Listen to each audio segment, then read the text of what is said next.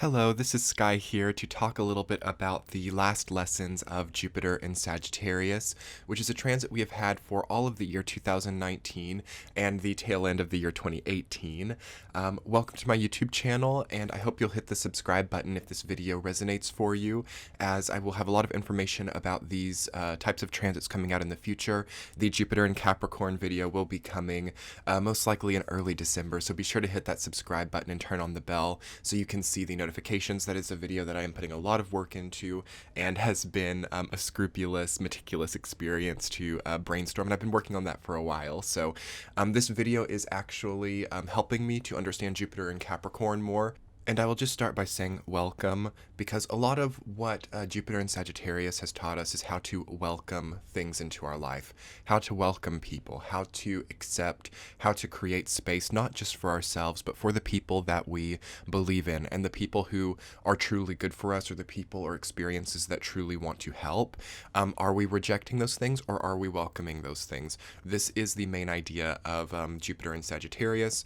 And deeper than that, Jupiter in Sagittarius has kind of just been an idea as well. This was never a transit this time around that was meant to change the outside world, or meant to change, come in and give us, millions of dollars or nice cars, nice houses, nice sensory experiences.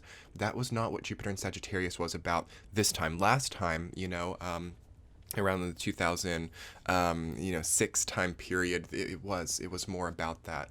But this time it was not, because we do have to remember that the planets work in synergy. So all of the other transiting planets will play a role in how this energy comes through, because we will be feeling them as well. So we had a lot of Capricorn energy. We had a lot of Earth energy in general. Saturn, Pluto, and Capricorn, Uranus, and Taurus. And those planets took over the exterior, the things that we see on the outside. That's where those planets really started to manifest. So Jupiter came in and it touched those experiences a little bit, but it really manifested on the inner world. And that will depend on you to a degree. It will depend on where you're coming from and what house that was transiting in your chart. But everyone, to some degree, mainly saw this transit affect their inner space and their head space and their outlooks and perspectives, okay? Also, I did an initial video on Jupiter and Sagittarius, which you should definitely watch as a precursor for this video, because this is kind of a sequel. This is kind of building off of that as well. So it will make more sense by having watched that. So I will put that as the first link in the description box. One of my favorite videos I've ever done. I loved that video so much. It was called Jupiter and Sagittarius Off to the Races, Prepare Your Dressing Kimono. So I hope you'll check that out, because to me it did capitalize on the fun aspect of this transit. So great video below. Watch that for sure. Okay, and now that you have watched that video or revisited it, let's talk about how this happened and how this came through and what this looks like on the other side.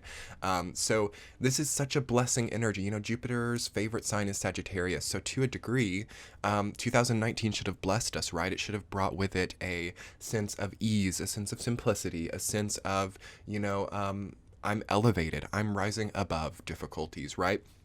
Not necessarily for everyone. 2019 was a pig year in Chinese astrology, which is sometimes a chaotic time. And then all the earth energy made reality hit hard. So if we had difficult momentum, we carried on in difficult momentum. And if we had good momentum, we carried on in good momentum.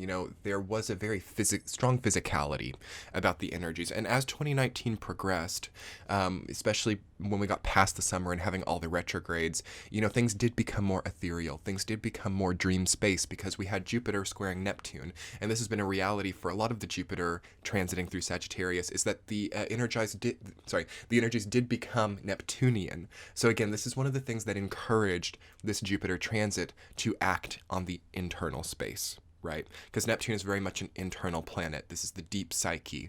This is the aspects of humanity that are unknown, the aspects of life that are unknown, and the exploration of that, because Jupiter is kind of the archetypal explorer in Sagittarius. So we have been exploring the depth of our being with Jupiter in Sagittarius, and one of the main last lessons that comes through as a result of this is, what have you explored and what have you seen? Okay, where did you go during 2019? Physically, did you visit a foreign country? Did you visit a foreign place, even if it's just, somewhere you've never been in your own country? There are important lessons there. Did you come back a lot stronger? How did you return back to center? By the time we get to Jupiter in Capricorn, in December, there will need to be a clicking of, okay, I have returned. I have come back. I am stronger, and I see things differently now, more stably, if that's the word. I see things with more stability now. I see things with more truth. Okay, honesty should have gotten tweaked with Jupiter and Sagittarius. Perhaps even towards the end of Jupiter and Sagittarius, or any time in the transit, really.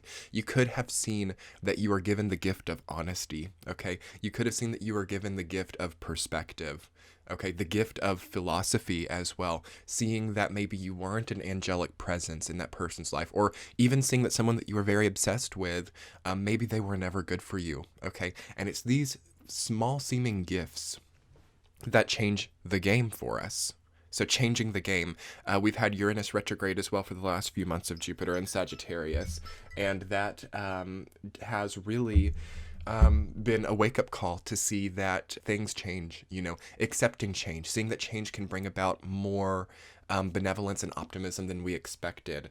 It's not been easy. We had 5 retrogrades over the last summer. I did a video called Things Not to Do During a Quintuple Retrograde Season, and that was one of my more popular videos this year, and because I think everyone was like, what the heck is going on? We had, when Jupiter was retrograde in Sagittarius, I will say it's one of the most chaotic retrograde times for Jupiter, because again, Sagittarius is the expansion of everything. Sagittarius is the potency of everything. So when it goes retrograde with Jupiter, it's like the most intense, hardcore version of Jupiter retrograde. Kind of like Jupiter retrograde in Scorpio as well. So you have this cycle of Jupiter over a few years in Scorpio and Sag, because it retrogrades once a year. So you have like about 2 years of like hard-hitting Jupiter retrogrades.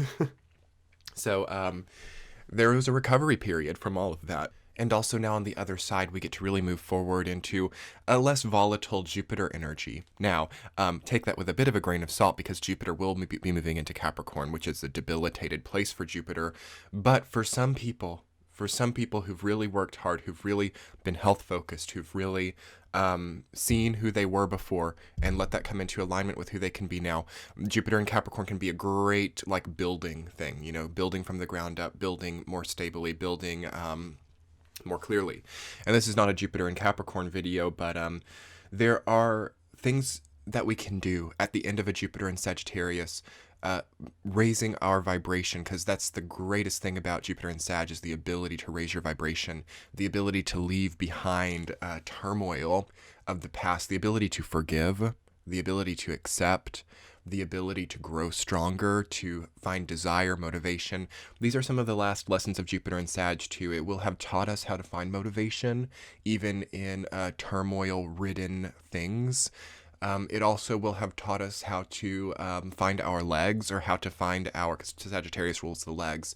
So the way that we walk through life, the way that we navigate, the way that we move, and the maps, because Jupiter and Sag is all about mapping, the way that we map our momentum, the way that we create our paths, the way that we move through the directions that we go in life, all of these things should have received a makeover during this transit, and should have been given a lot of feedback, okay? So feedback from other people. There could have been like critical people in your life during this year, as a pig year will also bring in a lot of critiques and a lot of ideas of, you could do this better, right? There is a coming back to center with it, in the sense that you can see the feedback, you can apply it, but you can also know what is not, what is like a jealous feedback, or what is something that is not actually helpful. So learning the lessons of the critiques and applying what was important is very important for this transit. Also, impulses should have been very targeted to impulse decision making. What you did on impulse this year should give a lot of lessons. If you could think back over 2019 and think, what was an impulse decision?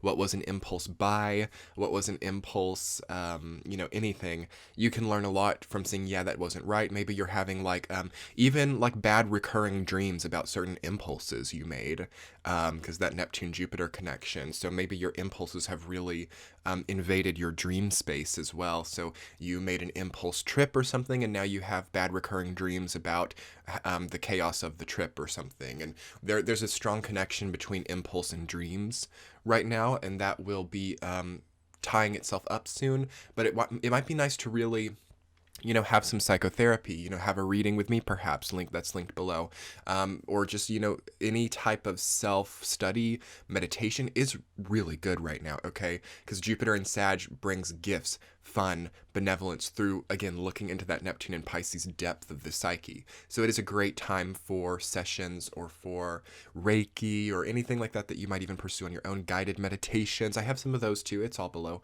But from me aside, not just to promote myself, like whatever you would do on your own that is relating to building your inner world and exploring it, perhaps with the help of an objective, knowledgeable person, a teacher or a mentor, is important for this time, because maybe not so great next year. It can always be good, but again, we want to have something to be foundational from after this transit. The only real negative thing that I can correlate that we're still learning from relating to Jupiter and Sagittarius is the cast that it might have put onto our lives, so how we see things. Jupiter in Sagittarius wants us to really expand and make things better, and take every sector of our life and, make it better, make things more grand, make things more expensive, make things more valuable, okay? And the negative to this is sometimes an energy like Jupiter in Sagittarius can come in, and it can really pinpoint every single sector and say, this isn't good enough, this isn't good enough, this isn't good enough, this isn't good enough. And there can be this like pressure that builds, especially with this big earth thing, which is a more, again, upward mobility. We're climbing, we're always pushing, we're always using our energy. We're, rubbing our hands bare, all of that type of stuff with the Capricorn energy. So we have a mixture that might have made us very insatiable this year, very hard to satisfy, very hard to ever see that anything could be enough. So that's probably the most important lesson from Jupiter in Sagittarius was, could we have felt like things are enough? Because maybe some things weren't good enough, and maybe we did need to see that, and maybe we did need to make changes. Some of us have been able to, some of us haven't, and that's okay. But there could also just be a burning pain inside about, oh my God, my car isn't good enough, I need a more expensive one. Oh my God, my house isn't big enough. Oh my God, my skin isn't clear enough. Oh my God, my hair is not shiny enough. Oh my God, my credit limit is not high enough. Like all of these types of things can really come in, especially if you might have had Jupiter and Sag like transiting like the first house or the fifth house or the ninth house, or any fire or air house of Jupiter transiting could have really made us like want to, be beautiful and be rich and be, just great, grand, royal, things like that. So Jupiter, that is one of the downsides of Jupiter in Sagittarius, is we want really badly. And for some it's really good, because this is, where the best businesses start, where the where the fortunes are made, all of that kind of stuff, because of that insatiability. But because it is lottery energy as well, so you can like really win a lot with Jupiter and Sagittarius. But as I said, this particular Jupiter and Sag wasn't so much that. I mean, it might have been for a very small amount of people, but this one was more internal, because we have a lot of other transits in the sky right now that prevent like windfall, prevent like sudden victory, like getting things easily. Saturn, Pluto, Capricorn, Uranus, and Taurus, they are all about doing things in a tried, true, slow-growing way. And they're about recession as well, energetic, economic, all of that. So that's 2020. Once Jupiter joins them in Capricorn, we are looking at recessions of many types.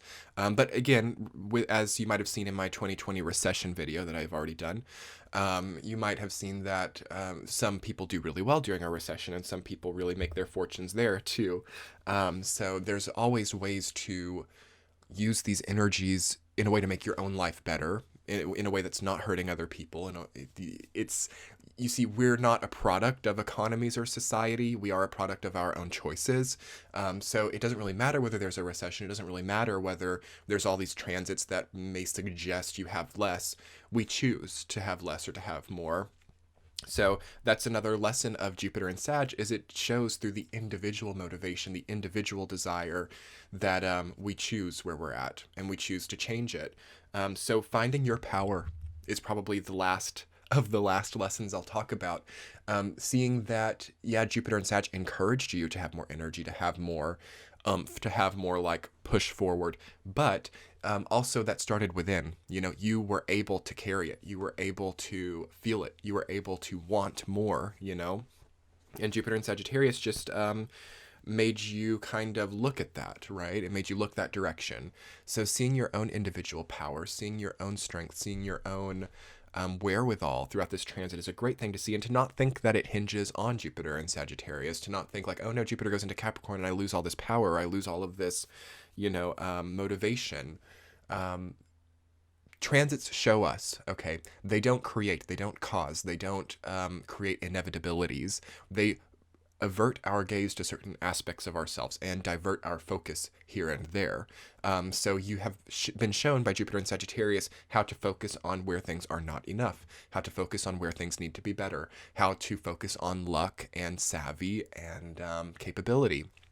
So take those lessons and continue building those, because we all want to capitalize on Jupiter and Capricorn starting in December, on what we have started to build here. You know, the motivation, the spark being lit to the firework is where Jupiter and Sagittarius is. Then Jupiter and Capricorn is like the shoot up.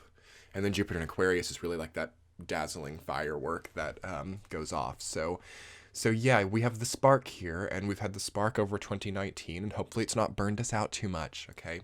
Dealing with burnout, dealing with all of that was another thing about this transit. But anyway, everyone, you know, I think that if you haven't had the chance yet to check out my new ebook, Moon Symbols, that's also a really great place to look into some of these stronger healing tactics. Thank you guys so much if you've been able to order that. It's on Amazon, it's on Kindle Unlimited, it's on all of that. And I just so appreciate those of you who've been able to check it out, because it will be helpful to you. And I'll put that below. I have a link for Kindle Unlimited, so you can read Moon Symbols and millions of other titles for free. It's a subscription service. So if you guys have wanted to like become more of like a reading type, because that'll be really nice for the next year with all the Capricorn stuff. It's very booky. You can check that out below. You know, thank you guys so much for ordering that, and all the other links are below. I'm going to go ahead and wrap this up here. Yeah, the last lessons of Jupiter and Sagittarius. What have yours been? If you would like to comment below, like if you have anything to add, or if you see anything about what this transit has been, I would love to get your feedback as well. And I'd love to talk to y'all, so I'll try to respond to some comments that come up. And thank you so much for being here on YouTube. Hit that subscribe button if you'd like to see more videos like this. And we will be talking soon. Much love, everyone. Great luck with this transit. And coming into the last part of it, you know, sitting with it, knowing that it will end soon, but enjoying it and acknowledging it as it passes. Thank you so much, Jupiter and Sagittarius. Thank you so much for what you've given us. Thank you so much. Say thank you, okay? Be thankful for the things that have come through. Not good at, not rewarding, okay, to be spiteful or to be unfortunate or to be stuck in some kind of like your black cloud mentality. It will happen, okay, if that's where we're stuck. So get positive, get happy, get glass half full. Be grateful for where you're going, as then you'll be able to build what you've always wanted. Thanks, everyone. We'll be talking soon. Much love. Bye.